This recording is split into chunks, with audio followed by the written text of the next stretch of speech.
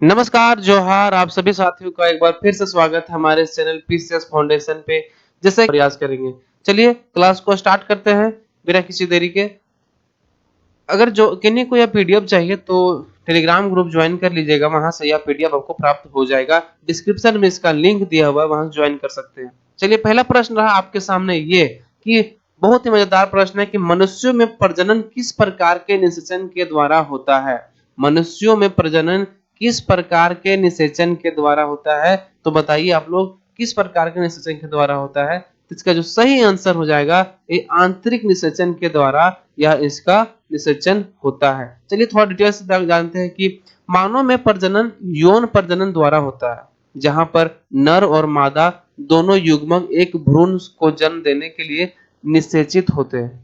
मानव भ्रूण का निषेचन मादा के शरीर के अंदर होता है, अतः इसे आंतरिक निषेचन कहते हैं, यानी कि आंतरिक निषेचन मतलब कहते हैं। और इसका जो नर और मादा दोनों युग्मक एक भ्रूण को जन्म देने के लिए निषेचित होते हैं। आगे बढ़ते हैं। आम का वनस्पतिक नाम क्या है? बहुत ही महत्वपूर्ण प्रश्न है कि आम का वनस्पतिक नाम क्या है। आप लोग जानते भी होंगे कि आम का जो वनस्पतिक नाम है मैंगीफेरा इंडिका, इसका वनस्पतिक नाम है। और चीज देखते हैं इसके बारे में कि मैंगीफेरा इंडिका इसका जो वनस्पतिक नाम है। तो नारियल का भी वनस्पतिक नाम क्या है? कोकस न्यूसीफेरा। नारियल का वनस्पतिक नाम क्या है? Nucifera, कोकस nucifera. अशोक का पेड़ का जो नाम है वनस्पतिक नाम, उसको क्या बोलते हैं? उसको बोलते हैं मोनून लॉन्गिफेलियम। मोनून लॉन्गिफोलियम इसका अशोक का पेड़ का। केसुरीना आयरनवुड ऑस्ट्रेलियाई पाइन का वनस्पतिक नाम है। केसुरीना आयरनवुड जो है ऑस्ट्रेलियाई पाइन का वनस्पतिक नाम है।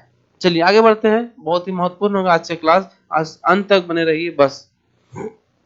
निम्नलिखित में से कौन सूक्ष्म पोषक तत्व का युग्म नहीं है? बताइए, इसमें जो पूछा गया है कि निम्नलिखित में से कौन सूक्ष्म पोषक तत्व का युग्म नहीं है, तो इसका जो सही आंसर हो जाएगा आपके सामने क्या होने वाला है बताइए आप लोग। इसका जो सही आंसर हो जाएगा कैल्शियम और वसा जो है ना, इसका सूक्ष्म पोषक तत्व युग्म नहीं है। इसमें क्या है भाई, तब फिर नहीं है तो बृहद पोषक तत्व जो को मैक्रोन्यूट्रिएंट्स, कार्बोहाइड्रेट, प्रोटीन, वसा, विटामिन, खनिज, फाइबर और पानी है। कौन कौन सा है बृहद पोषक तत्व में, जिसको बोलते हैं क्या? मैक्रो न्यूट्रिएंट्स, जिसको इसमें क्या है? कार्बोहाइड्रेट, प्रोटीन, वसा, विटामिन, खनिज, फाइबर और पानी है। आयरन, कोबाल्ट, क्रोमियम, आयोडीन, तांबा, जस्ता, मेलबेडेनम कुछ सूक्ष्म पोषक तत्व है, सूक्ष्म पोषक तत्व है। 6 आवश्यक पोषक तत्व कौन कौन सा है? 6 मतलब आवश्यक पोषक तत्व जो है, पहला हो गया विटामिन, खनिज, प्रोटीन, वसा, पानी और कार्बोहाइड्रेट, जो क्या है? 6 आवश्यक पोषक तत्व है। चलिए आगे बात करते हैं, अगला क्वेश्चन लेते हैं कि निम्नलिखित में से कौन सा पादप हार्मोन विकास को नियंत्रित करता है? आप बता सकते हैं कि निम्नलिखित में से कौन सा पादप हार्मोन है जो विकास को नियंत्रित करता है, विशेष रूप से तनों में कोशिका वृद्धि को उत्तेजित करके। मतलब विशेषकर किसमें? कोशिका वृद्धि को उत्तेजित करके। तो आप लोग बताने का प्रयास कीजिए इसका सही आंसर क्या होने वाला है। इसका जो सही आंसर होगा ऑक्सिन जो है वो विकास को नियंत्रित करता है, विशेषकर तनों में कोशिका वृद्धि को उत्तेजित करके। इसका थोड़ा डिटेल्स जानते हैं कि ऑक्सिन जो है पादप हार्मोन विकास को क्या करता है? नियंत्रित करता है, विशेष रूप से तनों में कोशिका वृद्धि को उत्तेजित करके। चलिए सही है कि इसमें क्या है? पादप हार्मोन को विकास को नियंत्रित करता है। चलिए ठीक है। इसमें है एथिलीन गैसीय रूप में एकमात्र पादप हार्मोन है, मतलब एथिलीन गैस रूपीय रूप में एकमात्र पादप हार्मोन है जो पौधों में फलों को पकने को नियंत्रित करता है। क्या करता है?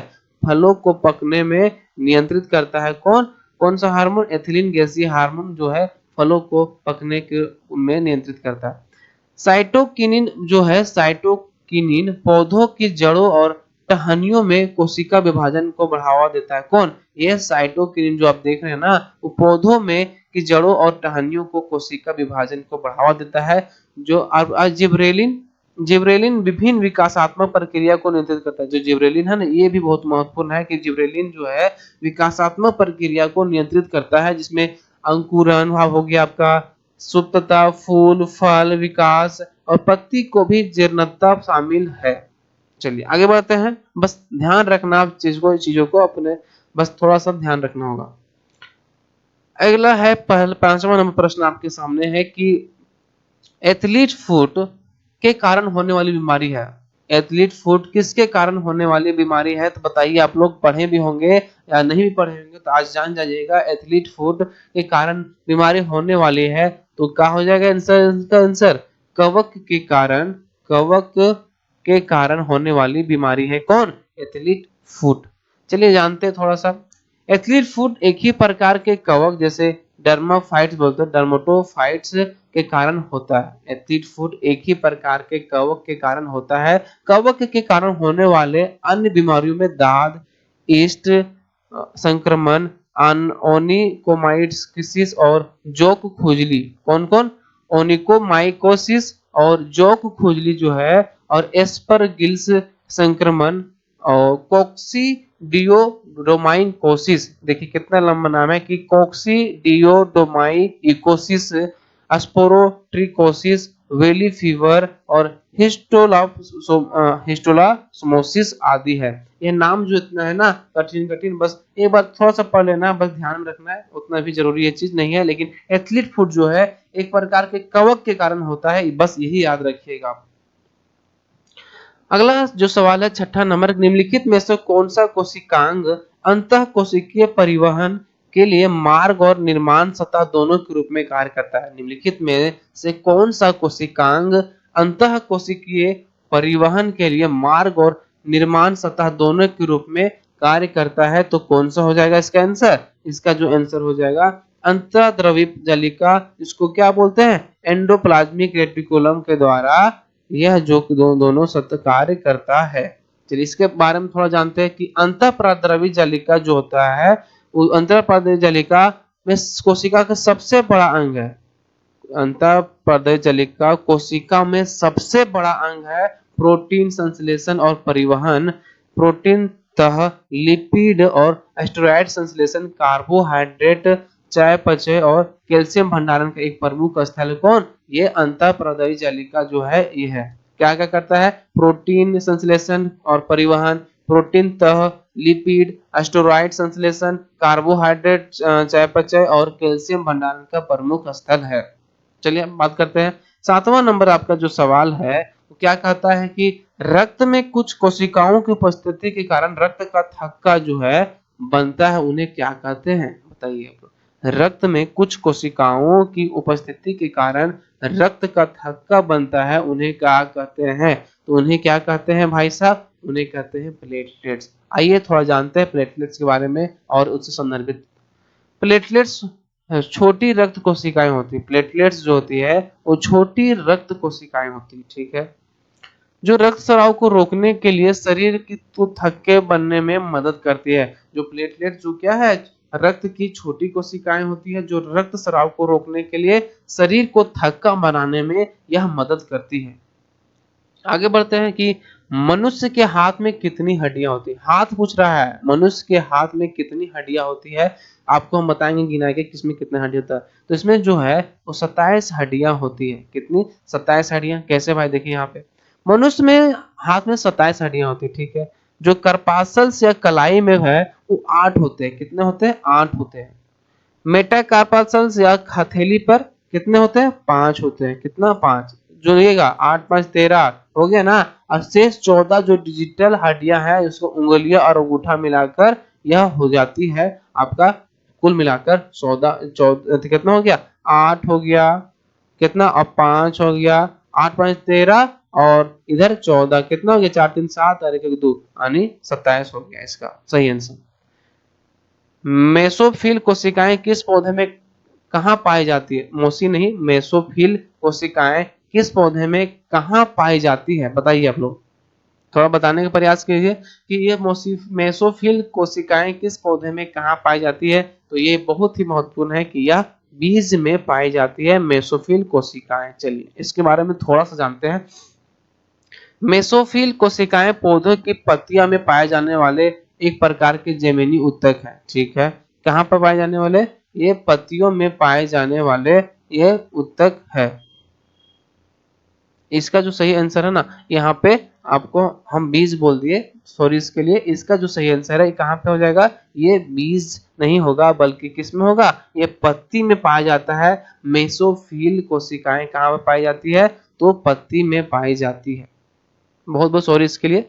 जो मेसोफिल कोशिकाएं पौधे की पत्तियों में पाए जाने वाले एक प्रकार का जमीनी ऊतक है। क्या है? जमीनी ऊतक है। ये प्रकाश संश्लेषण में महत्वपूर्ण भूमिका निभाते हैं। मेसोफिल कोशिकाएं पौधों की पत्तियों में पाए जाने वाले एक प्रकार की कौन से होते हैं? जमीनी ऊतक होते हैं। ये प्रकाश संश्लेषण में महत्वपूर्ण भूमिका निभाते हैं। जल्दी जल्दी फ्लो में ये निकल गया था बीज।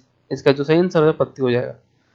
निम्नलिखित में से कौन सा हार्मोन मस्तिष्क द्वारा स्रावित होता है? निम्नलिखित में से कौन सा हार्मोन मस्तिष्क के द्वारा स्रावित होता है जो नींद जागने के चक्र को नियंत्रित करने में मदद करता है? मस्तिष्क द्वारा स्रावित होता है जो नींद और जागने को चक्र को नियंत्रित करता है, मदद करता है। तो कौन सा हो जाएगा इसमें? इसमें जो सही आंसर हो जाएगा आपका कौन सा हो जाएगा? तो ये मेलाटोनिन जो है ये नियंत्रित करता है। मेलाटोनिन, इसमें थोड़ा जानते हैं। मेलाटोनिन हार्मोन जो है मस्तिष्क के द्वारा स्रावित होता है जो नींद जागने के चक्र को विनियमित करने में मदद करता है। मेलाटोनिन हार्मोन जो है मस्तिष्क द्वारा स्रावित होता है जो नींद जागने के चक्र को विनियमित करने में मदद करता है। मेलाटोनिन का उत्पादन सेरोटोनिन यानी जिसको क्या बोलते हैं? ट्रिप्टोफैन से बना होता है। जो सेरोटोनिन है वो ट्रिप्टोफैन से बना होता है जो एक एंजाइमी अभिक्रिया का एक कैस्केड के माध्यम से होता है। किसके माध्यम से होता है? कैस्केड के माध्यम से होता है। इसका उत्पादन शाम के अंधेरे के साथ बढ़ता है। शाम के अंधेरे के साथ क्या करता है? बढ़ता है और स्वस्थ नींद को बढ़ावा देता है। क्या बोलता है? स्वस्थ नींद को बढ़ावा देता है और हमारे सर्केडियन लय को उन्मुख करने में मदद करता है। क्या करता है? सर्केडियन लय को उन्मुख करने में हमारी यह मदद करता है। अगला बात करें। अगला जो है यह फिजिक्स से प्रश्न है कि श्वेत प्रकाश उसके घटक रंगों में विभक्त होना कहलाता है। जो श्वेत जो प्रकाश है का उसके घटक रंगों में विभक्त होना कहलाता है। क्या कहलाता है? तो इसका जो सही आंसर होने वाला है वो क्या कहलाता है बताइए आप लोग। थोड़ा सा दिमाग लगाइएगा तो इसका जो सही आंसर है वर्ण विक्षेपण जो है ये प्रकाश श्वेत प्रकाश के उसके घटक रंगों में विभक्त होना कहलाता है। कौन? विभक्त होना, यह कहलाता है वर्ण विक्षेपण। थोड़ा जानते हैं इसके बारे में। श्वेत प्रकाश अपने घटक रंगों में विभाजित होने की इस घटना को वर्ण विक्षेपण कहा जाता है। भौतिकी में अपवर्तन एक तरंग का पुनर्निर्देशन है क्योंकि एक माध्यम से दूसरे माध्यम में जाता है। एक माध्यम से दूसरे माध्यम में जाता है। जब प्रकाश की किरण किसी चिकनी बात करें, जब प्रकाश की किरण किसी चिकनी पॉलिश की से हुई सतह पर पहुंचती है और वह प्रकाश की किरण वापस आती है तो इसे प्रकाश का परिवर्तन करते हैं। जैसे कि चिकनी सतह पहुंची और फिर वापस आ गई तो उसको क्या बोलते हैं? प्रकाश का परिवर्तन बोलते हैं। अब प्रकीर्णन, अब हम बात करें प्रकीर्णन तो भौतिकी में यह एक कण के दूसरे कण से टकराने, एक कण का दूसरे कण से टकराने के कारण गति की दिशा में परिवर्तन प्रकीर्णन है। क्या है? गति की दिशा में परिवर्तन क्या है? प्रकीर्णन है। और वो अब जो ऊपर क्या हम लोग पढ़े थे, प्रकाश का जो ऊपर पढ़ रहे थे जो चिकनी पॉलिश से होते हुए पहुंचती है उसको क्या बोलते हैं? उसको बोलते हैं क्या? उसको बोलते हैं प्रकाश अपवर्तन का जो होता है ये उसको बोलते हैं। सूर्य द्वारा उत्सर्जित प्रकाश का रंग क्या है? सूर्य द्वारा उत्सर्जित जो प्रकाश का रंग क्या है? बहुत ही महत्वपूर्ण प्रश्न होगा कि सूर्य द्वारा उत्सर्जित जो प्रकाश का रंग है वो क्या है? तो इसका जो सही आंसर हो जाएगा वो आप जान रहे होंगे कि इसका जो रंग है वो सफेद है। इसका तो थोड़ा डिस्क्रिप्शन देखते हैं कि सूर्य द्वारा उत्सर्जित प्रकाश जो है सफेद होता है। इसमें हल्के लाल, नारंगी, पीले, हरे, नील जामुनी और वायलेट भी सभी दृश्य आवृत्तियां शामिल होती है। जो सभी इंद्रधनुष के रंग बनते हैं, रंग पैटर्न को याद रखने के लिए एक शब्द को आप याद रख सकते हैं, विबज्योर। इसको आप याद रख लीजिएगा तो आपको रंग पैटर्न याद रखने के लिए यह बहुत ही महत्वपूर्ण हो जाएगा। कौन सा है? विबज्योर, जो शुरुआती अक्षरों से उल्टे क्रम में बनता है। चलिए आगे बढ़ते हैं। अगला प्रश्न है कि तैराकों को पानी में तैरने में कौन सा बल मदद करता है? जो पानी में जो लोग तैरता है ना, उसमें कौन सा बल मदद करता है? बताइए। इसमें जो मदद करता है, उत्प्लावन बल इसमें तैरने में मदद करता है। इसके बारे में जानते हैं। उत्प्लावन बल किसी वस्तु पर आंशिक रूप से या पूरी तरह से पानी में डूबी हुई वस्तु पर उसके ऊपर की ओर लगने वाला बल होता है। क्या होता है? उत्प्लावन बल किसी वस्तु पर आंशिक रूप से या पूरी तरह से पानी में डूबी हुई वस्तु पर ऊपर की ओर लगने वाला उत्प्लावन बल होता है। अगला सवाल है, दो बिंदु आवेशकों के बीच आकर्षण या प्रतिकर्षण बल पर निम्नलिखित में से कौन सा नियम लागू होता है? जो दो बिंदु आवेशकों जो है के बीच आकर्षण या प्रतिकर्षण बल पर निम्नलिखित में से कौन सा नियम लागू होता है? इसमें जो सही आंसर हो जाएगा आपका कौन सा हो जाएगा? इसमें जो कूलम्ब का नियम है ना, कूलम्ब का नियम, ये दो आवेशकों के बीच आकर्षण या प्रतिकर्षण बल पर लगता है नियम लागू होता है। इसका थोड़ा बारे में जानते हैं कि कूलम्ब के नियम के अनुसार, अगर हम कूलम्ब के नियम के अनुसार दो आवेशित पिंडों के बीच आकर्षण या प्रतिकर्षण बल उनके अवशेषों के गुणनफल के समानुपाती होता है। क्या होता है? अवशेषों के गुणनफल के समानुपाती होता है और उनके बीच की दूरी को वर्ग में व्युत्क्रमानुपाती होता है। क्या होता है? कूलम्ब के नियम अनुसार बोलता है कि जब दो आवेशित पिंडों के बीच जो आकर्षण और प्रतिकर्षण बल के उनके जो आवेशों के गुणनफल के समानुपाती होता है और उनके बीच की दूरी के वर्ग के व्युत्क्रमानुपाती होता है, यह बिंदु आवेश माने जाते हैं। और दो आवेशों को मिलने से, जैसे कि यहाँ पर लिखा हुआ है कि दो आवेशों के मिलने वाली रेखा के साथ यह कार्य करती है। Capillary feed fountain, capillary feed जो फाउंटेन पेन का आविष्कार किसने किया था? बताइए आप लोग। कैपिलरी फीड जो फाउंटेन पेन का आविष्कार किसने किया था? तो कौन हो जाएगा? यहाँ पे एल.ई. जो वाटरमैन है उसके द्वारा फाउंटेन पेन का आविष्कार किया था। अगर किन्हीं भाई को यह पीडीएफ चाहिए तो याद रखिएगा, डिस्क्रिप्शन बॉक्स में लिंक दिया हुआ है, वहां से आप पीडीएफ को प्राप्त कर सकते हैं। एल.ई. वाटरमैन ने कैपिलरी फीड फाउंटेन पेन का जो है आविष्कार किया। किसका आविष्कार किया? फाउंटेन पेन का। अल्फ्रेड नोबेल का सबसे प्रसिद्ध आविष्कार जो है वो डायनामाइट था। याद रखिएगा, अल्फ्रेड नोबेल का जो सबसे प्रसिद्ध आविष्कार कौन सा है? तो डायनामाइट का। और वाटरमैन का जो है फीड फाउंटेन पेन है। इसी तरह हम बात करें, इयान डोनाल्ड एक प्रसूति रोग विशेषज्ञ थे जिन्होंने अल्ट्रासाउंड डायग्नोसिस विकसित किया था। किसने? अल्ट्रासाउंड जो डायग्नोसिस विकसित किया था, किसने किया था? इयान डोनाल्ड जो थे, इन्होंने विकसित किया था। डेविड ह्यूज ने कार्बन माइक्रोफोन का आविष्कार किया। देखिए सब एक दूसरे, इसमें हम एक चीज पढ़े क्या, एली वाटरमैन किसका आविष्कार किए थे? तो फीड फाउंटेन पेन का। इसी तरह अल्फ्रेड नोबेल किसका आविष्कार किए थे? डायनामाइट का। इयान डोनाल्ड एक प्रसूति रोग विशेषज्ञ थे, उन्होंने क्या किया? अल्ट्रासाउंड डायग्नोसिस विकसित किया था। इस तरह डेविड ह्यूज ने कार्बन माइक्रोफोन का आविष्कार किया था। चलिए आगे बढ़ते हैं। निम्नलिखित में से कौन से सेल का उपयोग घड़ियों में नहीं किया जाता? कौन सा सेल इनमें से है जो घड़ियों में उपयोग नहीं किया जाता है? इस सिल्वर ऑक्साइड तो किया जाता है, मरकरी सेल भी किया जाता है, जो है मरकरी सिंह भी किया जाता है, जिंक एयर सेल भी है, इसका भी उपयोग किया जाता है। लेकिन लेड एसिड सेल का उपयोग नहीं किया जाता है। क्यों नहीं किया जाता? चलिए जानते हैं कि घड़ियों में लेड एसिड सेल का उपयोग नहीं किया जाता है। यह एक प्रकार का रिचार्जेबल बैटरी है जिसका आविष्कार पहली बार 1859 में फ्रांसीसी भौतिक विज्ञानी गेस्टन प्लांट ने किया। इसका जो आविष्कार किसने किया? रिचार्जेबल बैटरी का आविष्कार किसने किया था? गेस्टन प्लांट ने किया था। अब यह तक बनाई गई पहली प्रकार की रिचार्जेबल बैटरी है। आगे बात करते हैं कि जुड़वा विरोधाभास के साथ जुड़ा हुआ है। जुड़वा विरोधाभास के साथ जुड़ा हुआ है। जुड़वा विरोधाभास के साथ जुड़ा हुआ है। क्या जुड़ा हुआ है?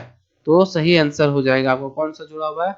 सापेक्षता का जो सिद्धांत है वो जुड़वा विरोधाभास से यह जुड़ा हुआ है। जानते हैं इसके बारे में कि जुड़वा विरोधाभास सापेक्षता के सिद्धांत से जुड़ा हुआ, ठीक है। इसमें समान जुड़वा शामिल है। क्या है? समान जुड़वा शामिल, जिनमें एक उच्च गति वाले रॉकेट में अंतरिक्ष में यात्रा करता है तो यह पता लगाने के लिए कि लौटता है कि पृथ्वी पर रहने वाले जुड़वा अधिक उम्र के हैं। क्या करता है? बोलता है कि इसमें समान जुड़वा शामिल है, जिनमें एक उच्च गति वाले रॉकेट में अंतरिक्ष में यात्रा करता है और यह पता लगाने के लिए लौटता है कि पृथ्वी पर रहने वाले जुड़वा अधिक उम्र के हैं। आगे बात करें 18 नंबर जो सवाल है आपका कि ओजोन के एक अणु में ऑक्सीजन के कितने परमाणु होते हैं? ऑक्सीजन के कितने परमाणु? ओजोन के एक अणु में ऑक्सीजन के कितने परमाणु होते हैं? तो हम बात करें ओजोन के एक अणु में ऑक्सीजन के 3 परमाणु होते हैं। कैसे? देखिए, ओजोन के एक अणु में ऑक्सीजन के जो है 3 परमाणु होते हैं। यह आणविक ऑक्सीजन के साथ सौर पराबैंगनी विकिरण के माध्यम से प्राकृतिक रूप से बनता है। किस रूप से बनता है? प्राकृतिक रूप से यह बनता है। ओजोन हमें सूर्य की हानिकारक पराबैंगनी किरणों से बचाती है। इसमें कितने परमाणु? 3 परमाणु होते हैं, ठीक है। यह आणविक ऑक्सीजन के साथ सौर पराबैंगनी विकिरण के माध्यम से प्राकृतिक रूप से बनाता है और ओजोन हमें सूर्य की हानिकारक पराबैंगनी किरणों से बचाती है। 19वां नंबर अगर सवाल हम देखें कि धातुओं को वह गुण जिसके कारण खींचकर पतले तार बनाए जा सकते हैं। आप लोग ये बचपन से पढ़ते आ रहे होंगे। इसका जो सही आंसर है, तन्यता। धातुओं का वह गुण है तन्यता। धातुओं का वह गुण है जिसके कारण उन्हें खींचकर पतले तार बनाए जा सकते हैं। देखिए, तन्यता अगर हम बात करें, तन्यता बल एक प्रकार की बाहरी भौतिक शक्तियों को संदर्भित करती है जो किसी पदार्थ पर उसकी सतह से दूर खींचने की दिशा में लागू होती है। क्या बोलती है? कि भौतिक शक्ति को संदर्भित करती है जो किसी पदार्थ पर उसकी सतह से दूर खींचने की दिशा में लागू होती है।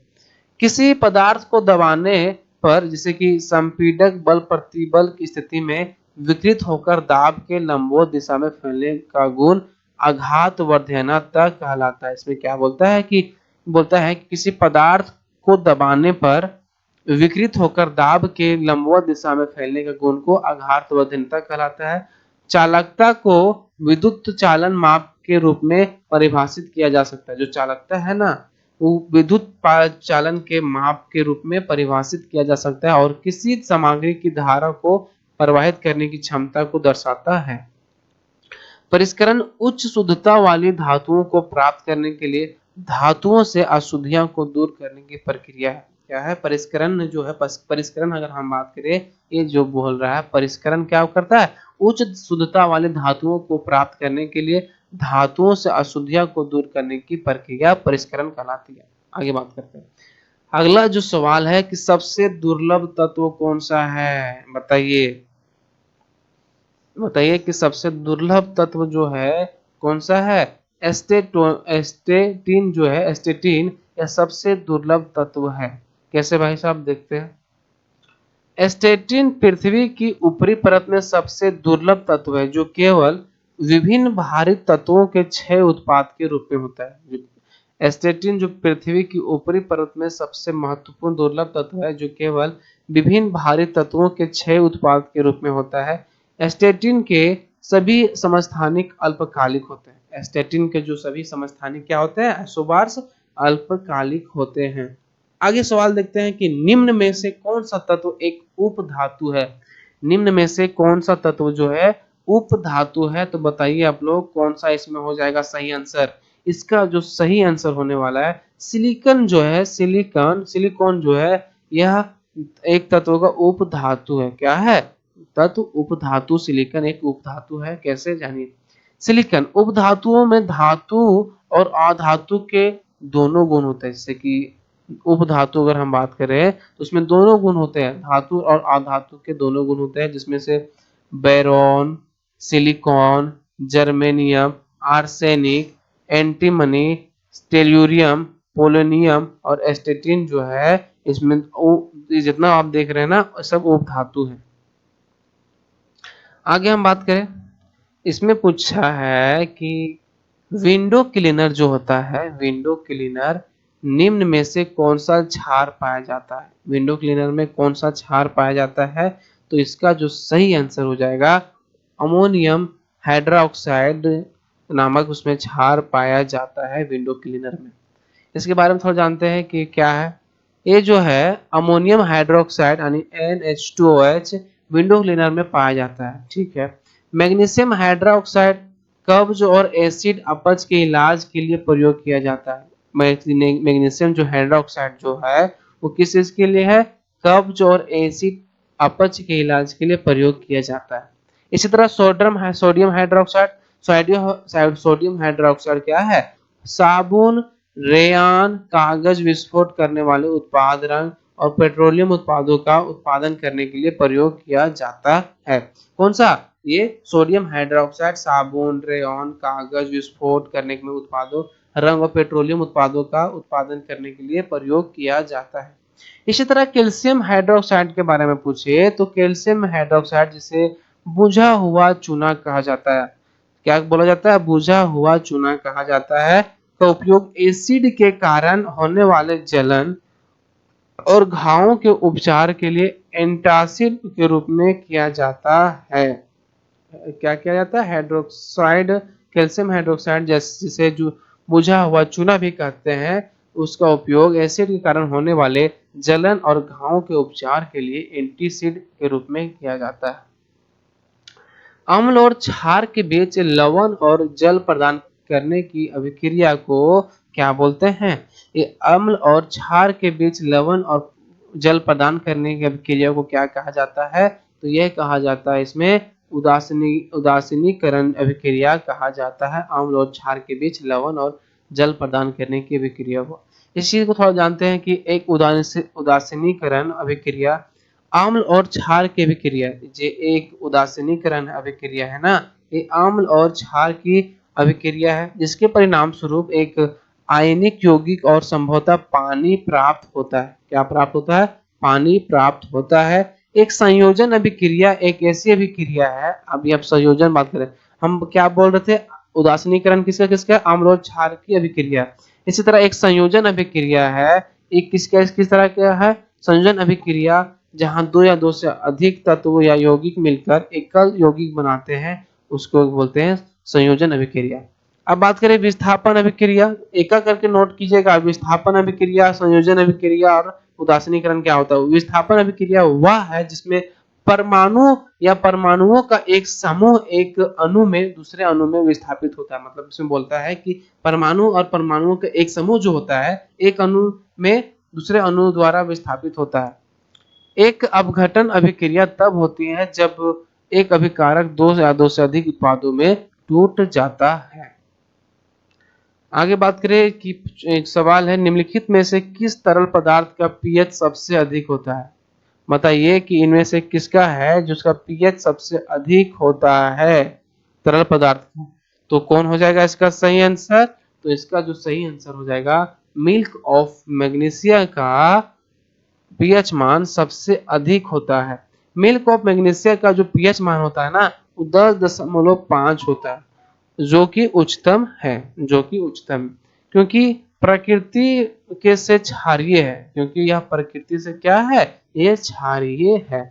मानव रक्त का जो पीएच मान कितना होता है? मानव का अगर पूछे तो मानव का 7.4 होता है। उसी तरह नींबू के रस का जो पीएच मान होता है 2 से 3 होता है, और संतरे का रस का पीएच मान 3.3 से 4.2 होता है। मानव का 7.4, नींबू का जो है 2 से 3 और संतरे का पीएच मान जो होता है 3.3 से 4.2 होता है।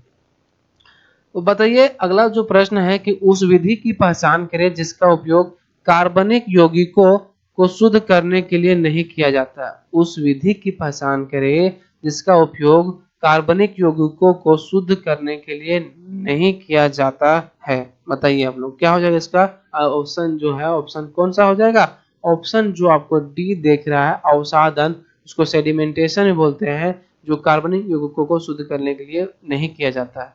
तो क्या किया जाता है? अवसादन जो वह प्रक्रिया है जिसमें गुरुत्वाकर्षण के कारण, अवसादन वह प्रक्रिया है जिसमें गुरुत्वाकर्षण के कारण कण एक तरल से अलग हो जाते हैं। किससे अलग हो जाते हैं? तरल से अलग हो जाते हैं। ऊर्ध्वपातन, ऊर्ध्वपातन क्या है? ऊर्ध्वपातन एक अलग, आप सुनिए, सिर्फ अलग अलग परिभाषा दिया हुआ है। अवसादन क्या हो गया? गुरुत्वाकर्षण के कारण एक तरल से अलग हो जाते हैं। ऊर्ध्वपातन, ऊर्ध्वपातन एक भौतिक रासायनिक प्रक्रिया है। यह प्रक्रिया ऊर्ध्वपातन एक भौतिक रासायनिक प्रक्रिया है जिसमें कोई पदार्थ मध्यवर्ती द्रव अवस्था में परिवर्तित हुए बिना ठोस अवस्था से सीधे गैस में परिवर्तित हो जाता है। या किसी विलयन गलित धातु से प्राकृतिक या कृत्रिम विधि ठोस क्रिस्टल बनाने की प्रक्रिया को क्रिस्टलन या क्रिस्टलीकरण कहते हैं। इसमें क्या बोलता है? इसमें अलग परिभाषा है कि किसी विलयन का गलित धातु में से प्रकृति में या कृत्रिम विधि से ठोस क्रिस्टल बनाने की प्रक्रिया को क्रिस्टलन या क्रिस्टलीकरण कहते हैं। अब आता है आसवन क्या होता है?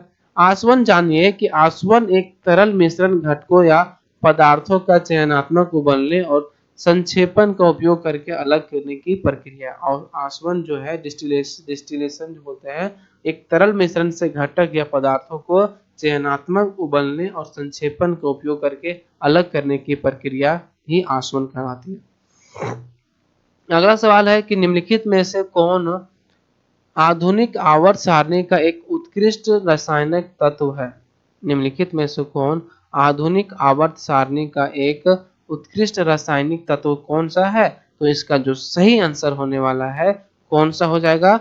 तो इसका जो सही आंसर है, बताइए आप लोग, थोड़ा सा बताने का प्रयास कीजिए। इसका जो सही आंसर है वो नियोन है। किसका?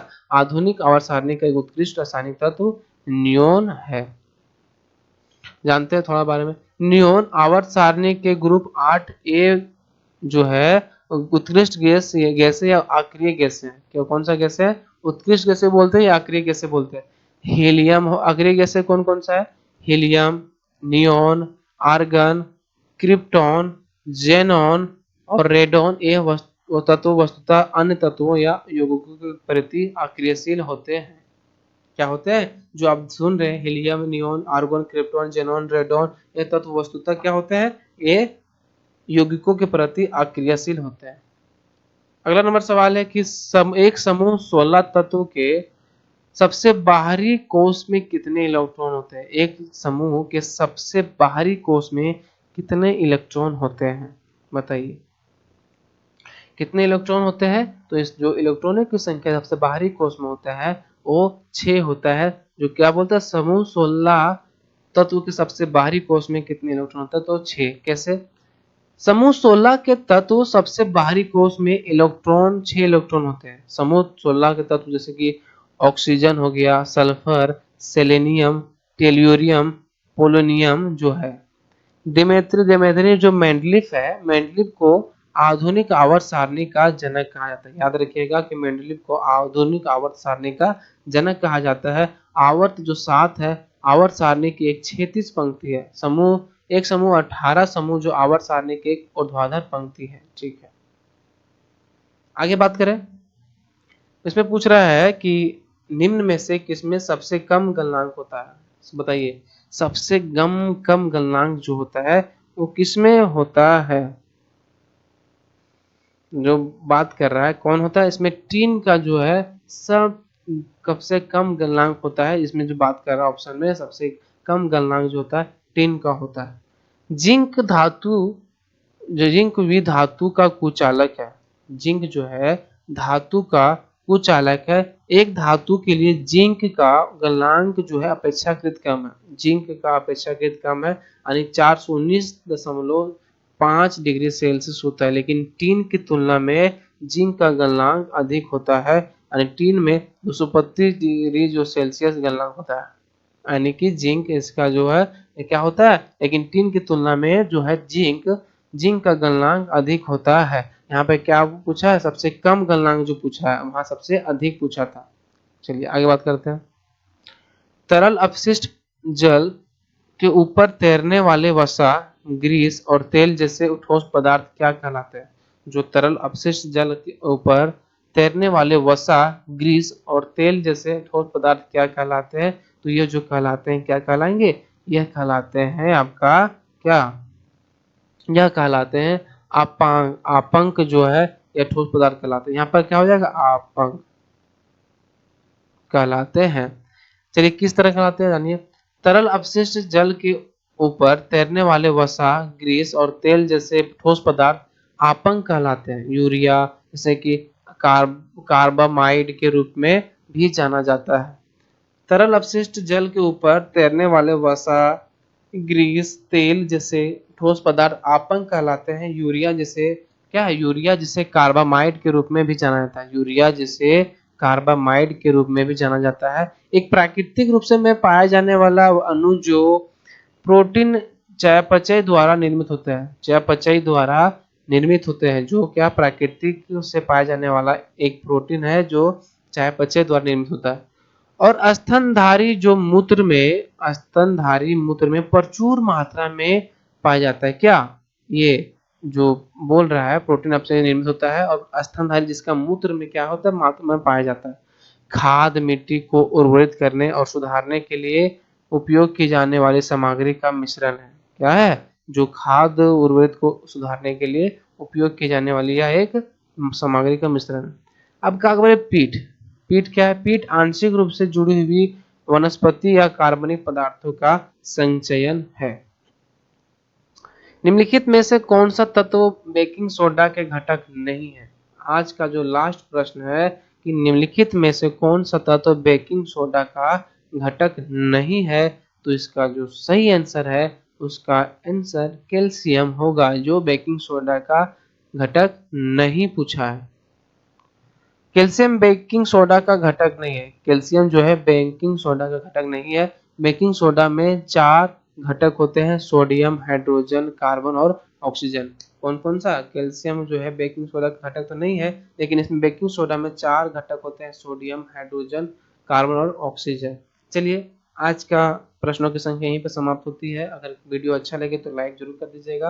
अगर यह किन्हीं को यह पीडीएफ चाहिए तो पीडीएफ टेलीग्राम ग्रुप में मिल जाएगा, वहां से आप पीडीएफ को प्राप्त कर सकते हैं। चलिए बहुत बहुत धन्यवाद, जुड़ने के लिए बहुत बहुत आभार।